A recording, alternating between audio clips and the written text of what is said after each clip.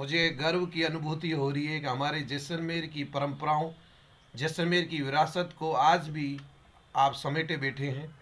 और आज मैं उस शख्सियत से आपको रूबरू करा रहा हूँ, हमारे परम आदरणीय श्री राजू सिंह जी राठ साहब, जिन्होंने कई वर्षों से राज परिवार की धरोहर, राज परिवार के द्वारा चलाए गए आयोजनों में आपकी विशेष भूमिका रही है। और आपके माध्यम से हम सदैव आने वाली परंपराओं से आने वाली जो पीढ़ियां वो रूबरू होती रहेगी। और आप जैसे अगर परंपरा चलाने वाले नहीं रहे तो जैसलमेर की आने वाली पीढ़ियां आज के इन परंपराओं को भूल जाएगी।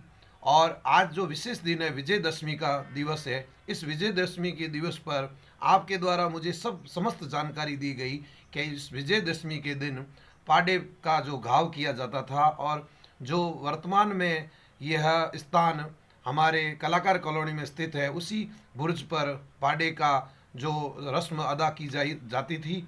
और आप दो शब्द अगर आज बोल दें तो हमें उसका लाभ प्राप्त होगा। जैसलमेर रियासत कालीन जो दशहरा होता था वो मेरे उसमें मौजूद हूँ। कई मेरे छाया चित्र भी मेरे हैं मौजूद हैं वहाँ। लास्ट 72 में था तो किले में सप्तमी और अष्टमी को 2 दिन किले में पूजा होती थी। वहाँ मेला लगता था, भैंसे करते थे, बकरे भी करते थे।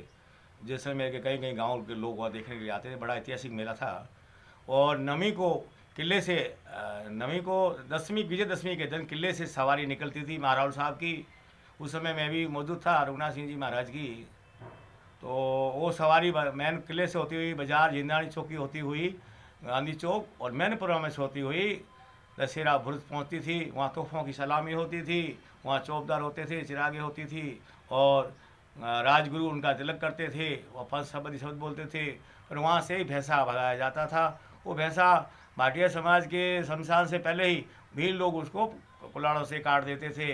उसके बाद में उसी गढ़सी रावल जी का कोई खांडा था, उसके तिलक करके उसकी पूजा करके वापस घोड़े से थैया जी इसको किले पे वापस प्रवेश करते थे। वहाँ भेड़ें बजती थी और सलामी होती थी और रात को फिर वहाँ मजलिस होती थी। ये महाराज साहब की मैं मौजूद रहा हूँ। मैं रघुनाथ सिंह जी के निकट रहा हूँ। महाराज ब्रजराज सिंह जी पे तो मेरी पूरी कृपा थी। जो भी जितने भी फंक्शन बनाए वो मेरी अटेंडेंस बनाए हैं।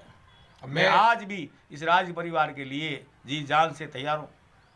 आपके अनमोल शब्दों के अंदर हमारी विरासत और हमारी धरोहर छुपी हुई है। हाँ। जो हमारे बुजुर्ग है और हमारे जो विशेष सलाहकार है जो राजू सिंह जी है, इनके सलाहों से और इन राज परिवार से इनके अच्छे मधुरता की वजह से जो परंपराएं चलती थी वो 1972 और 73 तक चलती थी।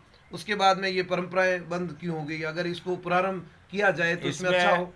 पहले प्रशासन की वजह से, थोड़ा पाबंदी की वजह से ही नहीं, बलियाँ बंद हो गई थी। बाकी उसके बाद में 90 से शुरू करवा दिया था वापस। महाराज साहब दशहरा पूजा भी की थी, दशहरे की सवारी निकलती थी, पब्लिक आती थी, बाहर के लोग भी आते थे। शाम को महाराज साहब की तरफ से भोजन भी होता था, सब भोज विजयदशमी को मंदिर पैलेस में। और अति उत्तम था। महाराज साहब तो बड़े इस चीज़ों को इतिहास को जिंदा रखने की उन्होंने पूरी कोशिश की है और वो मेरी बात को भी मानते थे, मेरे से सलाह भी लेते थे और मेरे ऊपर डालते थे भाई क्या करना क्या नहीं करना है।